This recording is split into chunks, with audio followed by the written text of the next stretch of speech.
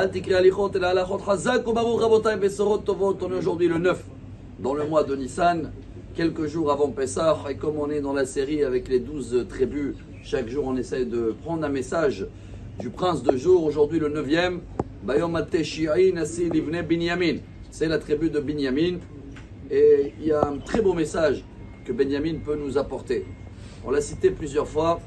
Binyamin est un de seules 4 personnes au monde qui sont zéro faute.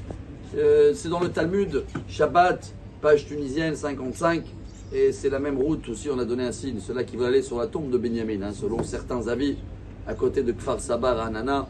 Prenez la route 55, il y a là-bas la tombe de Binyamin, et c'est aussi une référence, car Binyamin pour nous c'est le premier roi d'Israël, c'est Shaoul, et c'est le dernier prophète d'Israël. C'est qui le dernier prophète?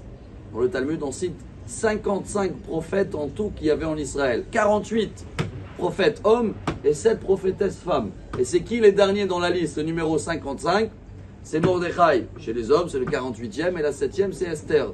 Et Mordechai, Ish Yemini, lui aussi vient de Benyamin. Alors si Benyamin représente premier roi et dernier prophète, et le seul d'être cité zéro faute, alors si chacun de nous, je ne vais pas dire on veut être zéro faute, mais on veut lier le message de Pessah à Benyamin, c'est quoi d'être tzaddik aujourd'hui? Alors dans le Talmud Makot, on l'a cité plusieurs fois, il y a une liste, il y a un débat entre les rabbins. Qu'est-ce qu'il faut faire pour être sage? Ça commence par 613 mitzvot. Après un rabbin dit non, c'est balèze là, 613 mitzvot, on ne les fait jamais. Ok, on va réduire à 11. Il y a le Teilim que vous connaissez tous, le Teilim 15. Il y a là-bas le roi David, il cite 11 choses. Mizmor David, Hashem Yagur, Be'olech, Hamishkon, Be'akotchecha, Olech, Tzedek. Il faut être juste pour les mettre, parler la vérité et d'être intègre, Doverel, Bilvavo. Pas parler de la Shonara. Bref, si je fais toute la liste, tout là, on n'est pas de tzaddik. Alors la Gemara, elle réduit et dit allez, même ces 11 là, je t'ai réduit à 6. Et après, réduire à 3. Et à la fin, ça se termine. Si on veut être tzaddik comme Benyamin, le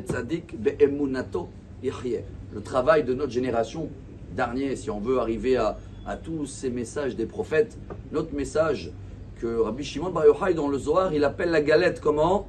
Mechala de mehemanuta, la nourriture de la emuna. Tout le travail de Pessah, c'est se charger notre foi et notre confiance à Dieu. On l'a vu même dans les derniers événements. Même ça fait 6 mois qu'on vit des guerres, mais on vit que des miracles. Allez voir ce qui se passe là-bas. Tous ceux-là qui étaient, il ne reste plus rien de la ville. Tant mieux, parce qu'ils ont... Et on rase, et on rase, et on continue.